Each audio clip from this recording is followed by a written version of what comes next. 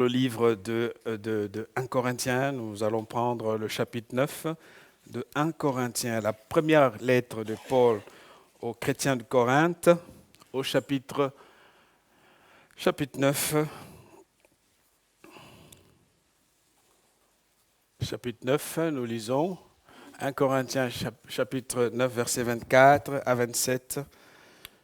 1 Corinthiens 9, 24 à 27. J'ai une autre version que celle qui est affichée. La Bible dit, ne savez-vous pas que sur un stade, tous les concurrents courent pour gagner et cependant un seul remporte le prix. Courez comme lui, de manière à gagner. Tous les athlètes s'imposent une discipline sévère dans tous les domaines pour recevoir une couronne, qui pourtant sera bien vite fanée, alors que nous aspirons à une couronne qui ne se flétrira jamais. C'est pourquoi je cours, ce n'est pas à l'aveuglette.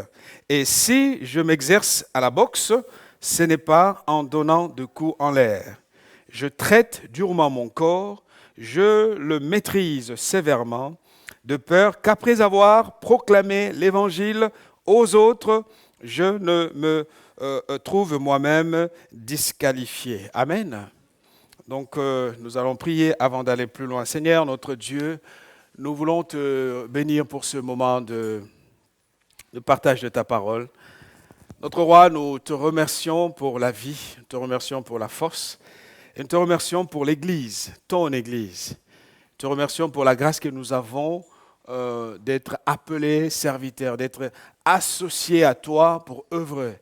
C'est vrai que c'est toi qui es à l'œuvre et nous sommes à l'œuvre avec toi.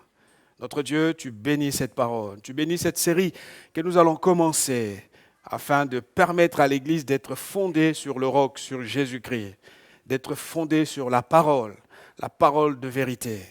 C'est vrai que les attirances de ce monde ou les choses que nous entendons de part et d'autre peuvent, Seigneur, influencer notre vision des choses. Mais Seigneur, nous voulons être centrés sur toi. Nous voulons être centrés sur l'essentiel afin de ne pas passer à côté de l'appel, de la promesse, de cet héritage qui nous attend. Parce que si notre vie terrestre a du sens, elle n'a du sens qu'en perspective de ce qui arrive. Alors aide-nous, Seigneur, pour que nous ne soyons pas disqualifiés. Le mot est fort, on peut l'être. Et Paul avait peur, pourtant, de par sa stature, il pouvait se glorifier d'avoir été le plus grand de tous les apôtres. Cependant, il est resté humble, craignant d'être disqualifié. Alors, garde-nous humbles, donne-nous cette humilité, Seigneur, pour que nous restions, Seigneur, simples devant toi, ayant la crainte, Seigneur, de ta personne et toujours vigilants pour ne pas passer à côté. Nous te prions de bénir nos cœurs, nous te prions d'ouvrir nos esprits, nos yeux de l'esprit, pour que nous saisissions ce que tu veux nous partager. Sois béni, Seigneur. Je proclame ton nom et je brise toute résistance au nom de Jésus. Que tout esprit qui vient disperser les pensées de tes enfants ou ramener des préoccupations matérielles, mondaines, Seigneur, pendant que nous écoutons la parole, que cet esprit de dispersion soit anéanti dans le nom de Jésus. Merci pour la présence du Saint-Esprit en ce lieu. Merci pour l'action de l'Esprit dans nos vies. Seigneur, ta parole est la vérité et c'est elle que nous proclamons avec confiance en Jésus notre Roi. Amen. Courir de manière à remporter le prix. Courir de manière à remporter le prix.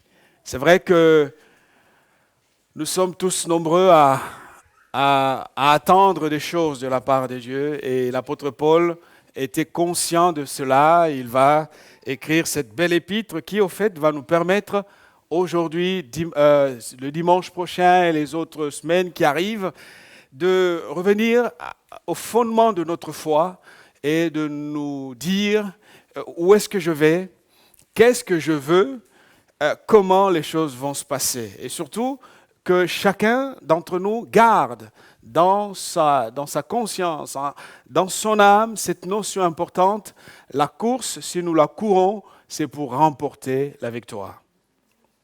Et c'est très important parce que vous avez des gens qui courent juste pour amuser la galerie ou peut-être impressionner les gens, raison pour laquelle ils n'arrivent jamais à la fin de leur objectif parce que dès le départ, ils n'étaient pas au clair avec les intentions pour lesquelles ils se sont engagés dans une course.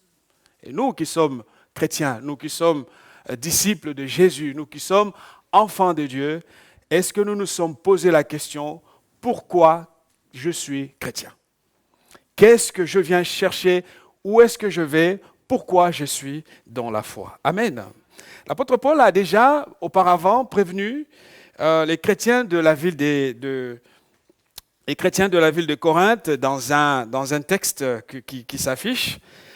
L'objectif de l'apôtre était de rappeler qu'il faut bien poser les fondements, les fondations de notre foi, de l'édifice de notre foi.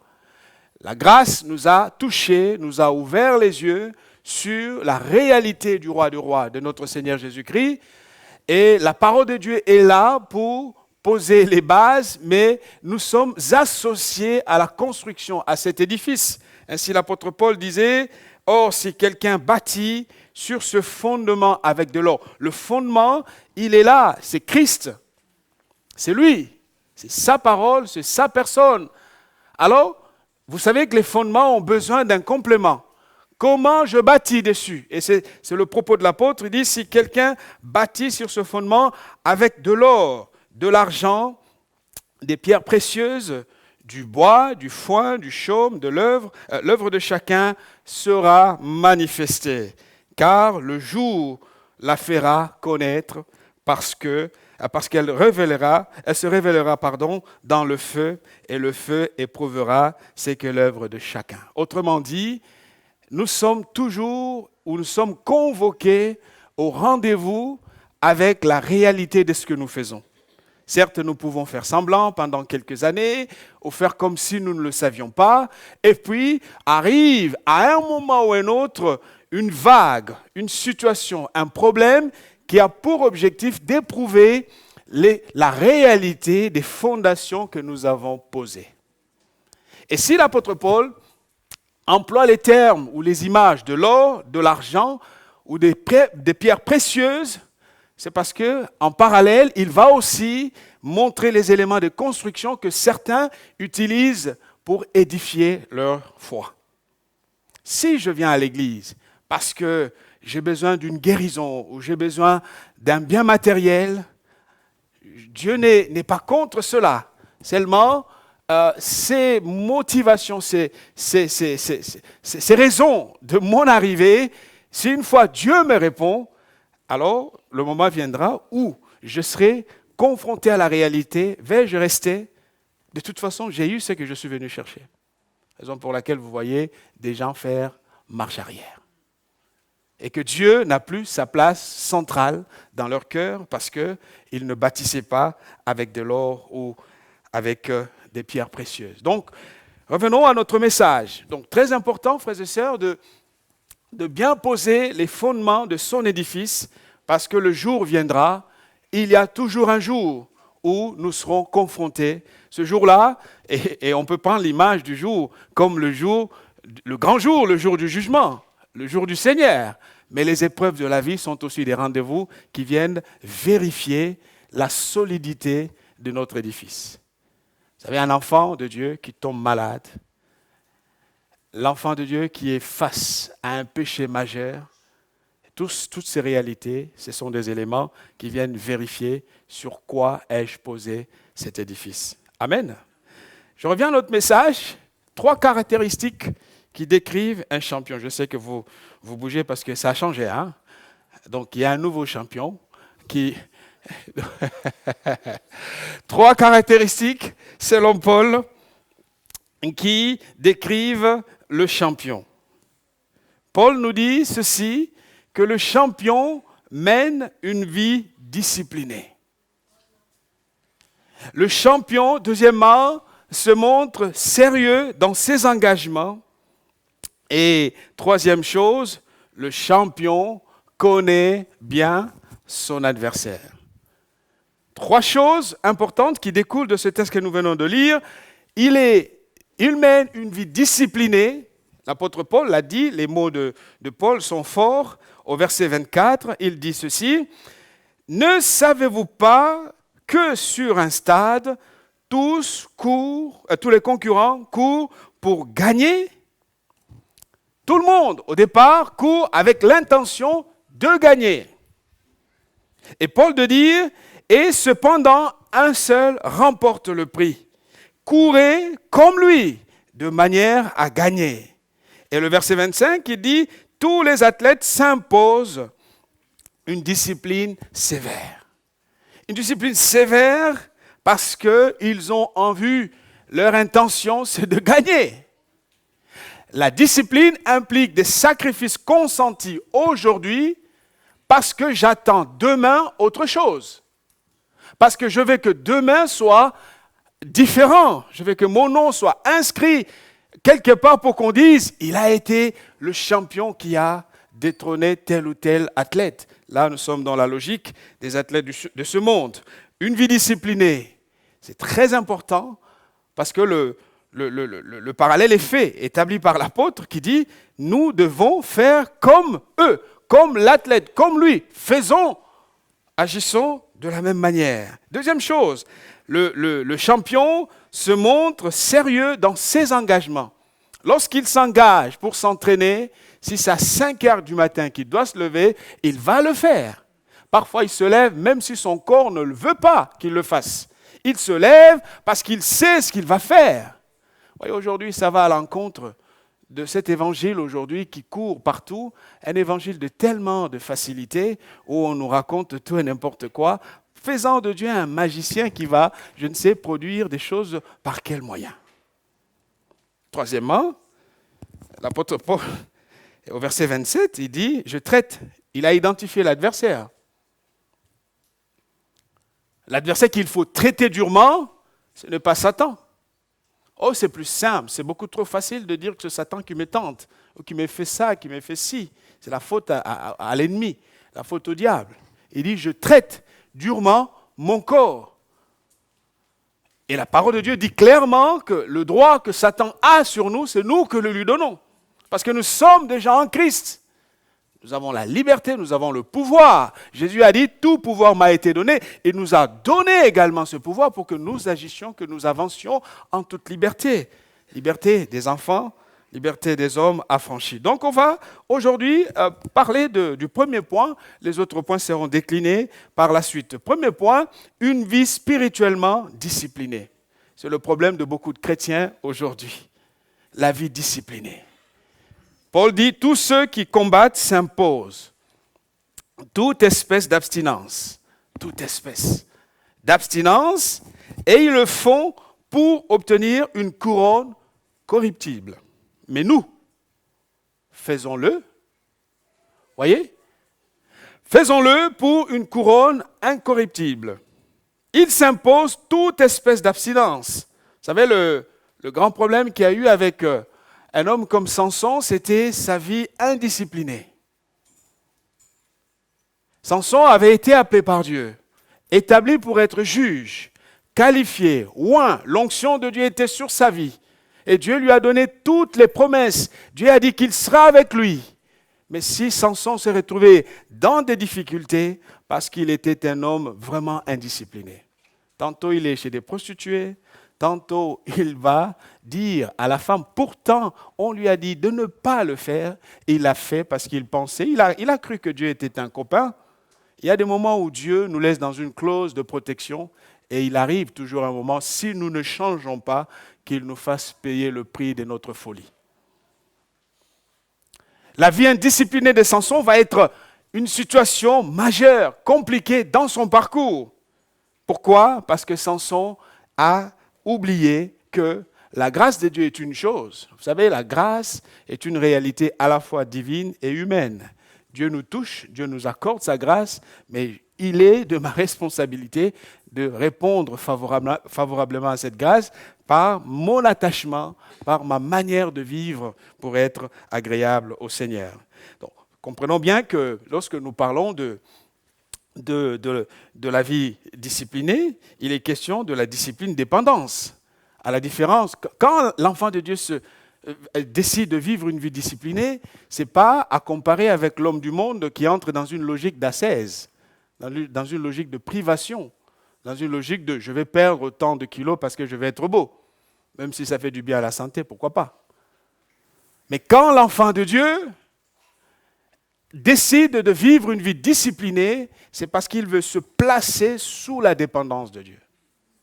Et c'est ça la différence. Autrement, la discipline deviendrait une espèce de mortification qui, au final, va redonner la gloire à un homme, aux efforts de l'homme, de l'être humain, de qui l'on dira « Ah oui, tu as fait beaucoup de progrès, mais quelle est la finalité de ces progrès? Pourquoi je l'ai fait ?» Vous voyez la différence de la discipline spirituelle. La discipline spirituelle se place sous l'autorité de Dieu. C'est une discipline qui se replace dans la dépendance, parce que la dépendance à Dieu nous donne la force de poursuivre notre marche et de vivre réellement les bénéfices de ce que la parole de Dieu enseigne aux enfants de Dieu. Donc, je place ma vie dans la dépendance, mais à cette dépendance, il faut toujours que nous n'oublions pas que chacun a sa part. Vous savez, la confusion souvent, c'est que nous surestimons tellement notre part et nous minimisons la part de Dieu. Ce sont des écueils à éviter. Ou soit nous surestimons la part de Dieu, Dieu va tout faire. C'est la puissance de Dieu, c'est la grâce de Dieu. Je ne dis pas le contraire, je ne vais pas me contredire. La grâce, certes, mais comprenez que la foi chrétienne, la foi biblique, est une réalité à la fois divine et humaine. Les deux ensemble dans un équilibre parfait pour que nous puissions voir les bénéfices de ce que Dieu fait. Deux disciplines importantes pour nous, les chrétiens, deux formes de discipline spirituelle à pratiquer. La première, c'est, partant toujours du texte de Paul, la première, c'est la discipline ou les disciplines d'abstinence. L'apôtre Paul dit, il s'impose toute espèce d'abstinence parce qu'ils veulent gagner. Et dans la discipline d'abstinence, nous pouvons parler de la solitude. Aujourd'hui, avec un jour, j'ai essayé de faire, ce n'était pas facile. J'ai essayé d'éteindre mes téléphones. Ah ouais, après j'avais, mais oui, attends, on va t'appeler. Tu vas avoir un appel urgent. J'ai essayé, mais je n'ai pas pu tenir jusqu'à 17h. Vous vous rendez compte? Et j'appelle, j'ai dit, si tu veux me joindre, appelle sur le fixe ou envoie un mail. Non, c'est un exercice, hein, ne vous moquez pas de moi. C'est un exercice. Je vous dis, les luttes internes. Parce que on a son téléphone, on a son smartphone, on veut être appelé, on veut téléphoner, on veut liker un truc sur Facebook, on veut publier quelque chose sur Instagram. On est tellement devenus aujourd'hui esclaves. Et si seulement nous comptions le temps que nous passons dans ces choses, alors on aura honte de soi-même, on se dirait franchement, sur une journée de 24 heures, j'ai peut-être perdu 7 heures de ma vie. Et le temps qui passe ne reviendra jamais, les frères et sœurs. Je me regardais et je vois que je commence à avoir beaucoup de cheveux blancs. J'ai dit, oh là, le temps passe. Le temps qui passe. Alors, pourquoi je donne cette illustration? Parce que si je vais un peu plus avancer avec mon Dieu et que je ne m'applique pas cette discipline d'abstinence, qui perd? C'est moi. Je perds beaucoup, beaucoup de choses. Au lieu d'être concentré sur une chose, alors une direction de Dieu ou quelque chose pour la famille, pour la communauté ou pour d'autres personnes, mais je suis retourné centré sur moi-même en train d'avoir une jouissance personnelle. Parce que je like, et ça développe des comportements dangereux. Où on n'est plus libre. On n'est plus libre. Bon, moi, la Bible dit confessez vos péchés les uns les autres. Moi, j'ai confessé le mien.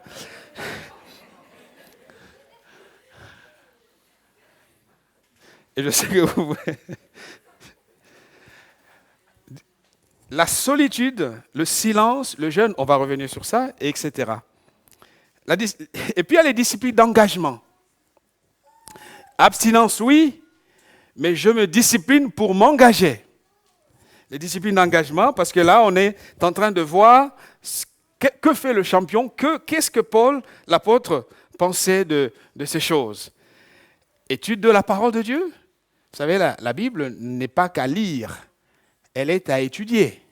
On va revenir. Une étude, ça mobilise ton cerveau, ta réflexion, ça prend le temps, tu réfléchis et tu tires des leçons, des applications, tu déduis des principes. Aujourd'hui, la Bible, nous avons un rapport avec la Bible, c'est un rapport de dimanche matin. De toute façon, il faut que je la trouve quelque part, je la dépoussière. Heureusement, aujourd'hui, j'en sais rien. Bon, il y a des Bibles électroniques. Et après, on va dire, je ne sens pas la présence de Dieu dans mon église. C'est faux. La présence de Dieu n'est pas fabriquée par une atmosphère du pasteur ou de l'église. Ça, c'est... La présence de Dieu dépend de ce qui me nourrit.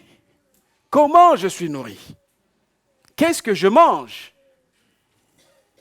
Si vous ne mangez pas, vous aurez faim. Vous serez fatigué, vous serez épuisé. Et si vous continuez comme ça, vous finirez à l'hôpital. Or, qu'est-ce que je mange? Je ne mange pas une prédication que de 2 heures ou de 45 minutes quand je suis dimanche à l'église. Ça, ce sont des éléments qui viennent nous booster, nous interpeller, nous rappeler quelque chose. Et puis, c'est ça la fonction. Mais si je veux grandir, je dois méditer la parole de Dieu. Je dois la lire, je dois l'étudier, je dois la travailler. Et comment le faire? C'est dans ma vie d'engagement. C'est une discipline. Une discipline, frères et sœurs, ça coûte. Ça nous coûte. Ce n'est pas facile. Ça nous coûte. Étude de la parole, méditation, prière, service, confession, soumission, adoration, communion, etc. Mais faute de temps, je ne pourrai pas, bien sûr, analyser chaque discipline. J'aimerais me concentrer sur les disciplines qui sont souvent négligées. Chez nous, chrétiens, évangéliques, chrétiens, protestants, nous avons tendance à négliger ces disciplines et pourtant c'est la clé de toute chose. Première discipline, donc dans la catégorie de ces disciplines que je vais énumérer, c'est la solitude et le silence. C'est une discipline. Hein? On est tellement habitués, nous sommes pris en otage par le bruit et par la vitesse. Et c'est un outil tellement puissant que le diable utilise pour nous démolir. La solitude est la clé. Aucun homme dans la Bible, toutes les grandes décisions de Moïse, de Jésus, de tous ces héros, ils les ont pris dans les moments de solitude. Parce que la solitude, quelle est sa fonction? La solitude nous permet d'avoir la force. À travers elle, nous apprenons la dépendance. La solitude nous donne un lieu de réflexion, un lieu de renouveau spirituel où nous luttons contre les habitudes et les forces qui en nous s'opposent à la vie de Christ. Je vais dire ceci. C'est vrai que la vie et le rythme parisien peut-être ne nous permettent pas de développer cette discipline et pourtant, faites un exercice même à partir de ce soir ou de demain. Vous vous levez et vous entrez dans une pièce quelque part chez vous, restez 30 minutes sans rien dire. Juste dans une pièce, vous restez là et éduquez vos pensées, plongez vos pensées dans la présence de Dieu. Alors je vais vous dire, si vous faites les 30 minutes, vous êtes fort déjà. Mais si vous dépassez ces 30 minutes, parce qu'en fait, le silence est aussi un langage devant Dieu. Où je viens, j'essaie un peu de sortir de cette vitesse de la vie, des courses, de la pression. Je me dis, Seigneur, je viens devant toi. Je vais apprendre quelque chose de ta part. La solitude nous donne un temps de mise à l'écart. Alors, je vous ai dit que vous verrez que, alors, une marche où elle fonctionne, cette discipline, avec le silence, à la différence du silence des religions d'Asie, hein, faisons la part des choses. Mais vous aurez vu que si vous apprenez à développer ce silence, tout simplement devant Dieu, vous venez tel que vous êtes et vous plongez dans la prière. Vous êtes là, vous allez voir que le Seigneur va commencer. Si on se tait parfois, ou si on se tait souvent, on entendra la voix de Dieu. Mais comme nous débarquons devant Dieu avec une liste des besoins,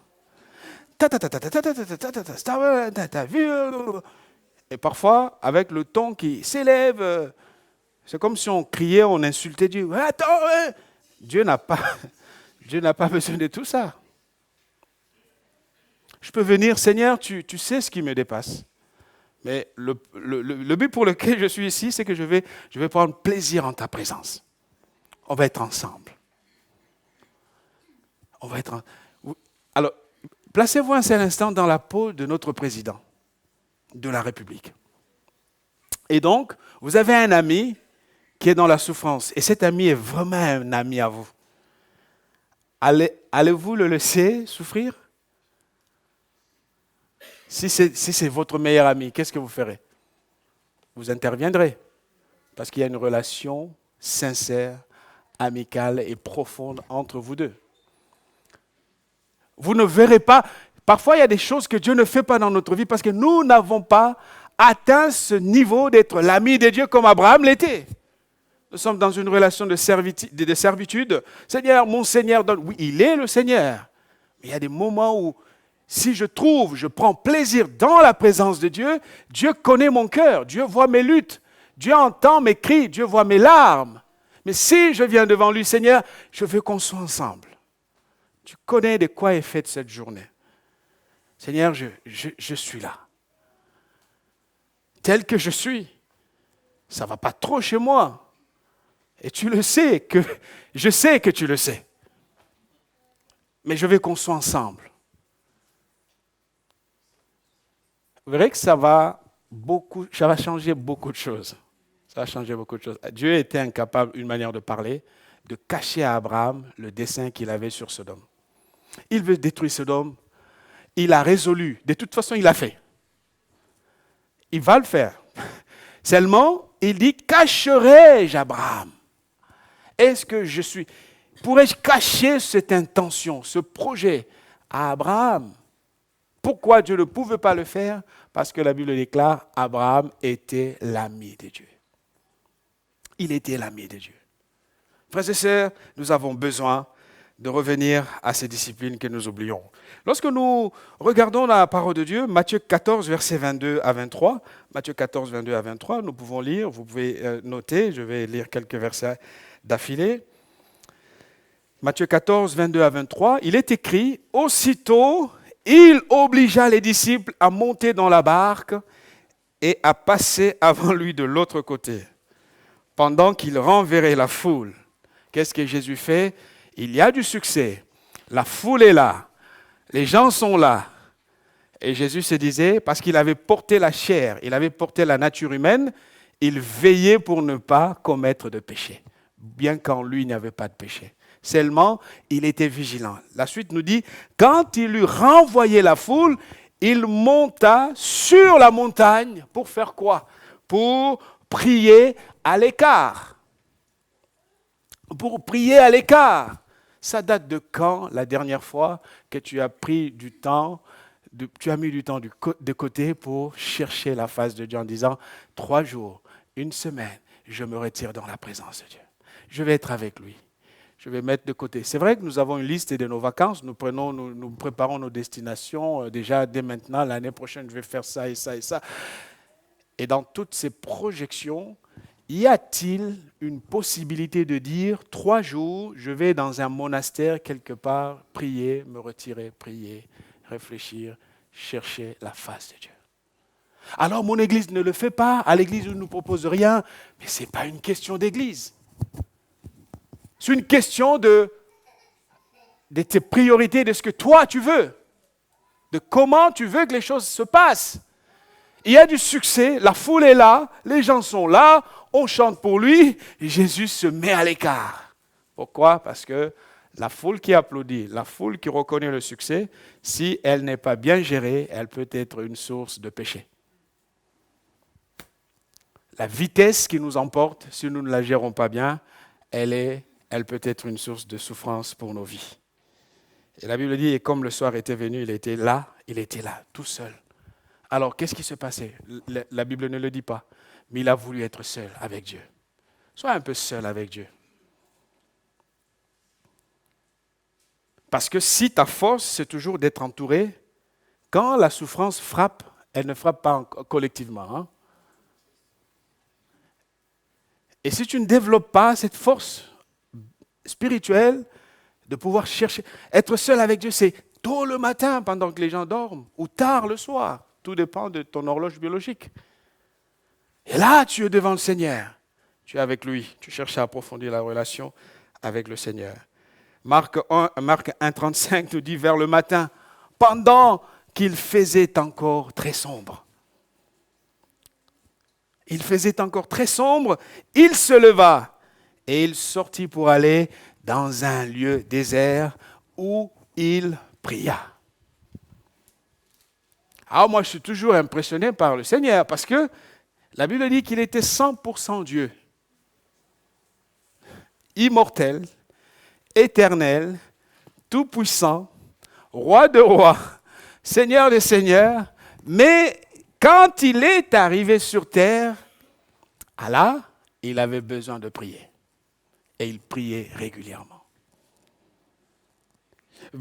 Luc chapitre 5, versets 15 à 16, la Bible dit, sa renommée se répandait de plus en plus, et les gens venaient en foule pour l'entendre et pour être guéris de leur maladie. Et lui, il se retirait dans les déserts et il priait. Au fait, le Seigneur alliait toujours, mettait toujours ensemble. Il n'y a pas de service sans ressourcement spirituel. Parce que si tu n'es pas ressourcé spirituellement et que tu travailles, tu sers, soit tu vas donner de la mauvaise...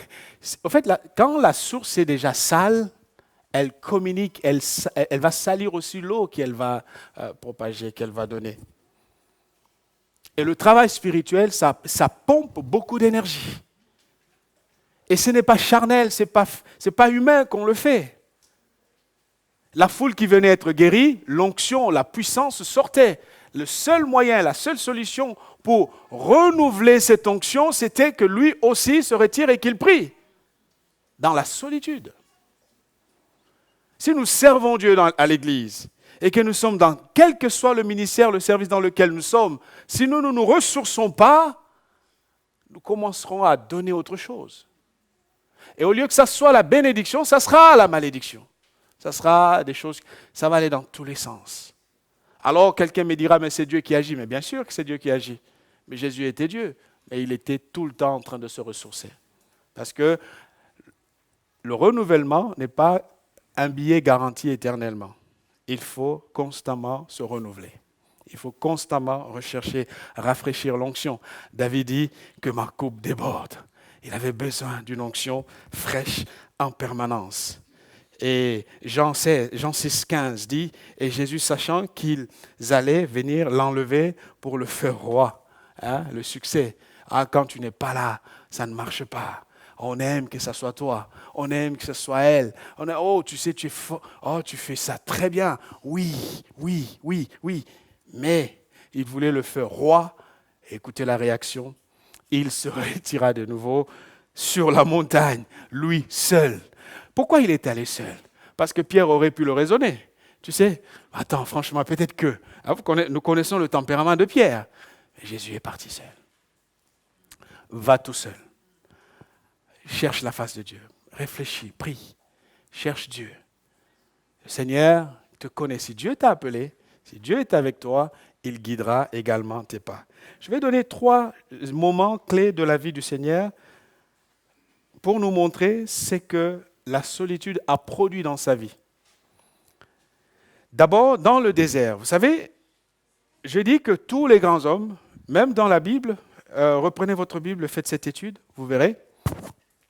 Tous les grands hommes, Jésus le premier, c'est dans le désert, dans la solitude du désert, que le Seigneur s'est préparé à inaugurer son ministère.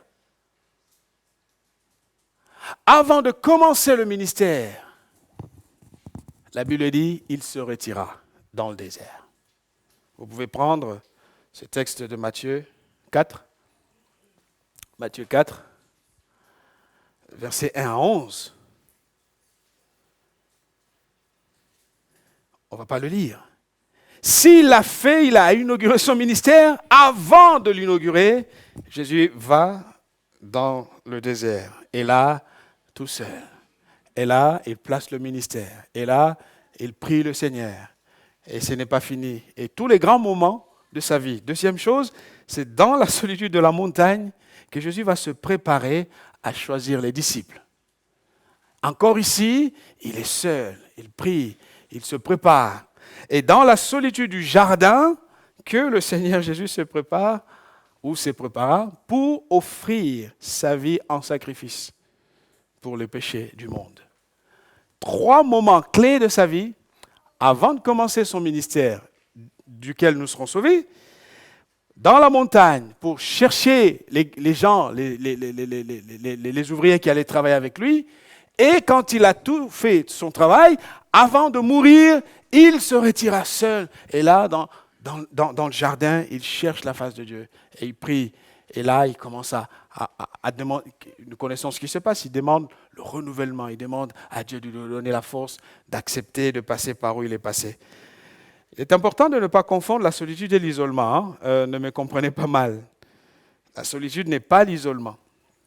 Dans l'isolement, je n'ai pas envie de parler à personne, voilà, je suis bien comme ça, tout seul de toute façon, donc je me retire. Là, on s'isole. La solitude, ce sont des moments pour me placer sous la dépendance du roi des rois. Parce que je veux, il y a un but, on place sa vie sous la dépendance de Dieu. Ça, c'est la solitude. Mais l'isolement, c'est que, bon, de toute façon, leur visage m'énerve, je n'ai pas envie de leur parler, je me retire, moi je suis fatigué, et voilà, et puis voilà, je suis bien comme ça. De toute façon, je suis bien comme ça, voilà, au moins, vous savez, lorsqu'on veut noyer son chien, on l'accuse de rage. Oh.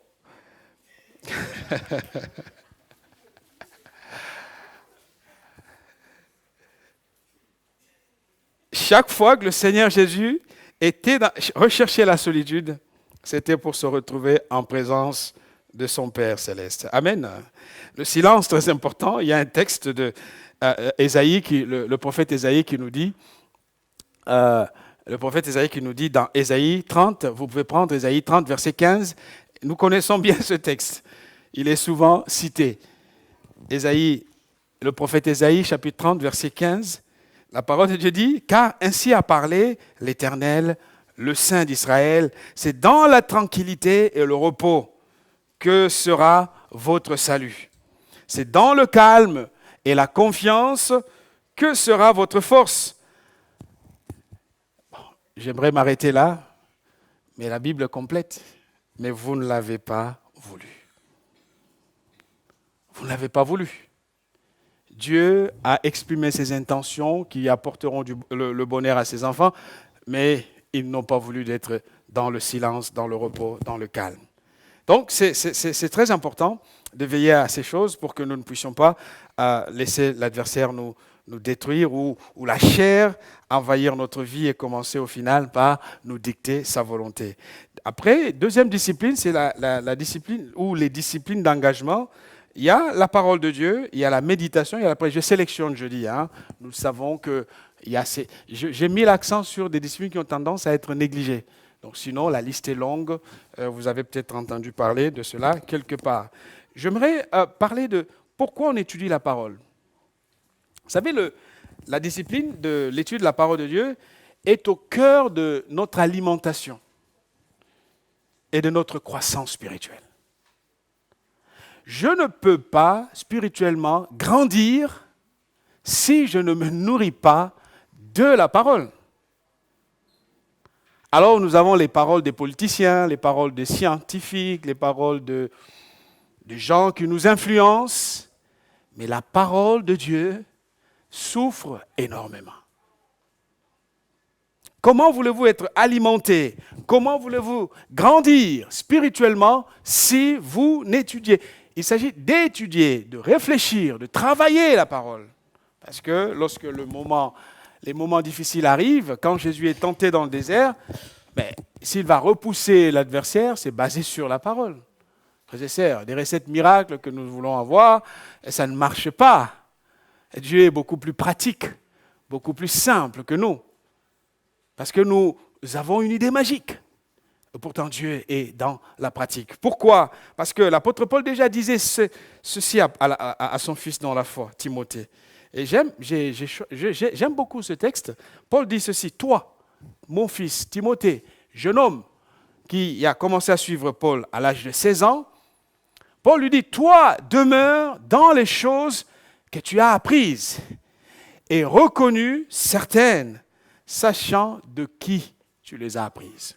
Et il continue, dit: dès ton enfance, tu connais les saintes lettres. Si dans sa vie, Timothée était distinct des autres, où il a excellé dans sa vie personnelle, spirituelle et dans son ministère, parce que Timothée était attaché aux saintes Écritures. Il était attaché à la parole. Et Paul le lui rappelle, il dit: tu connais, depuis que tu es enfant, tu connais les saintes lettres.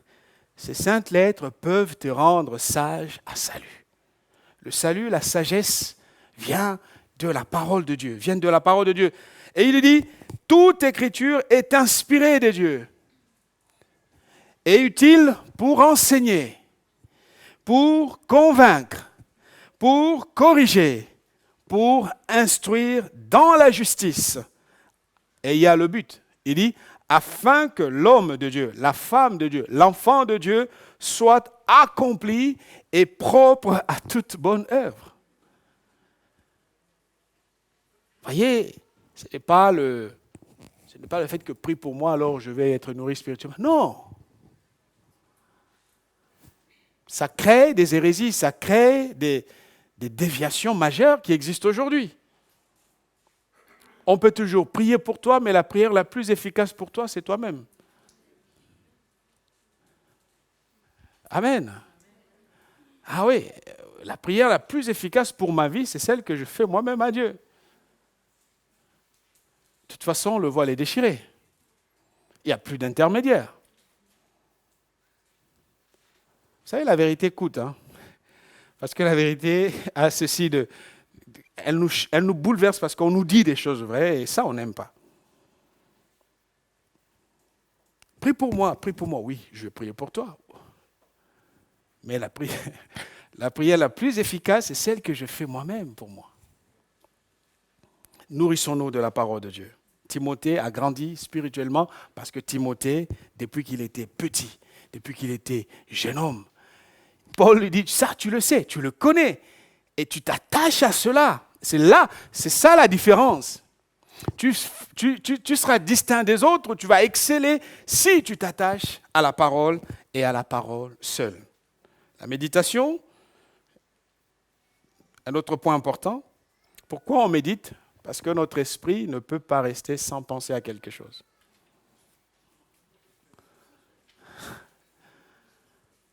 Impossible.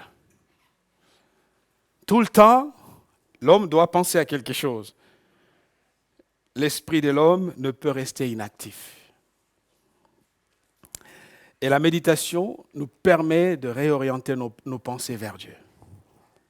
Seigneur, je lutte avec mes pensées.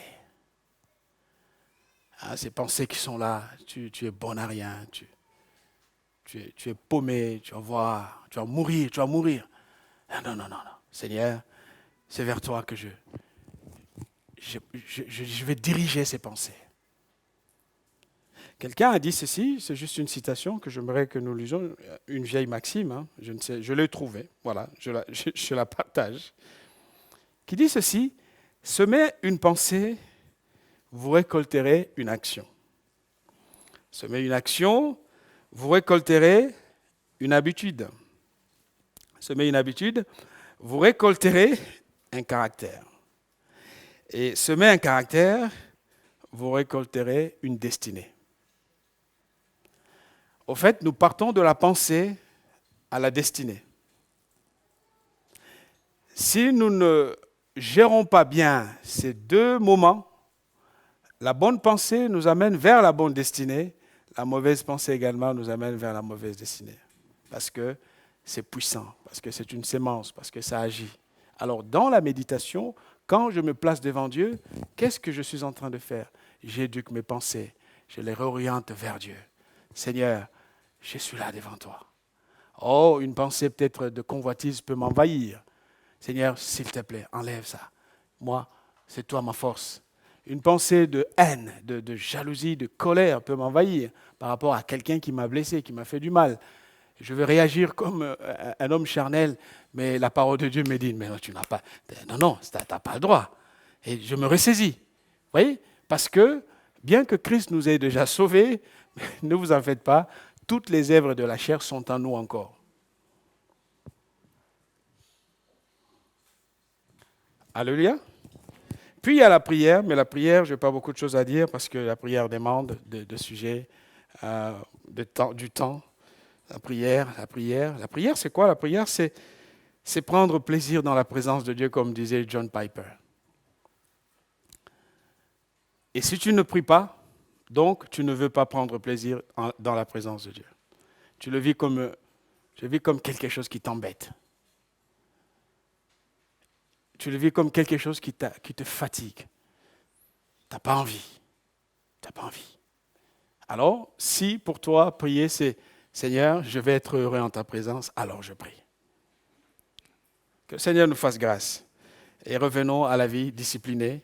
Frères et sœurs, si chacun d'entre nous, aujourd'hui, se dit, je vais un peu repositionner ma vie, la placer sur des bons rails. Ça va me coûter. C'est important de le rappeler. Ça va me coûter. C'est une discipline. Une discipline, ça coûte. Mais je dois le faire. Pourquoi? Parce que je vais courir de manière à remporter le prix. Ce prix, ce n'est pas par rapport à quelqu'un d'autre. Nous ne sommes pas en compétition les uns avec les autres. Nous sommes en compétition avec nous-mêmes, notre chair, avec le diable et avec ce que le monde nous propose. 3 ennemis, moi, Satan et le monde, le système de ce monde. Ces 3-là ne veulent pas que j'aille au ciel. Ces 3-là ne veulent pas que j'arrive là où Dieu m'appelle. Alors, comment faire? Mais je vais me discipliner. Ça ne va pas être facile, mais je vais essayer de commencer à lister les tâches. Comment je vais y arriver? Ça va me coûter, mais je vais le faire. Pourquoi je vais le faire? Parce que je ne veux pas être disqualifié. Pour que ce jour-là, arrivé devant Dieu, Dieu me dit, non. Toi, non, pas toi. Ah, quelle souffrance. Quelle souffrance parce qu'on aura travaillé des années pour rien. Mieux vaut être au clair avec tout ça, faire autre chose que de... Vous voyez ce que je veux dire? Revenons à des disciplines. Menons une vie disciplinée. Alors, payons le prix. Recherchons Dieu. L'image employée par l'apôtre, l'image de sportif. Et ici, on a des grands sportifs. Et ils peuvent le dire, la victoire n'est pas facile. Elle coûte. Et ça demande beaucoup de travail. Et Paul dit, faisons comme eux. Amen. Je pensais qu'il allait s'arrêter dans la description, mais il ne s'arrête pas là. Il dit, faisons comme eux. Faisons comme eux, mais nous, pour une couronne incorruptible. Amen. Que le Seigneur nous bénisse. Seigneur notre Dieu, nous te bénissons. Nous te rendons gloire pour ta parole de ce matin, pour nos cœurs. Nous te remercions pour ta présence. Et surtout, nous voulons te demander d'aider nos cœurs, notre foi. Seigneur, tu nous connais. Tu sais où est-ce que nous en sommes avec notre parcours spirituel. Seigneur, tu sais là où ça coince.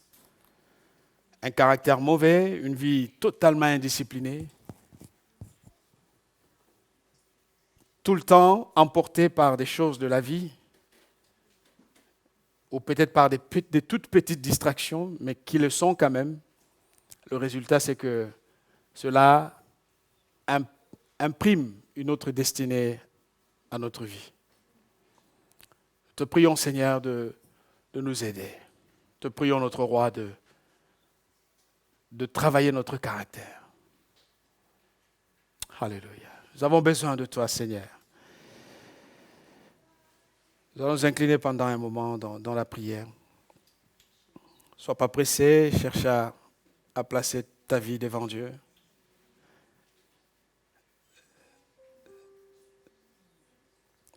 Et si tu sens le besoin de placer ta vie sous la dépendance de Dieu, lève-toi tout simplement là où tu es. Le Seigneur est là pour toi. Oh Jésus. Seigneur, nous sommes là devant toi. Je prie pour quelqu'un qui est vrai avec lui-même et qui se dit, je veux vivre une vie disciplinée. Merci mes sœurs. Alléluia. Oh.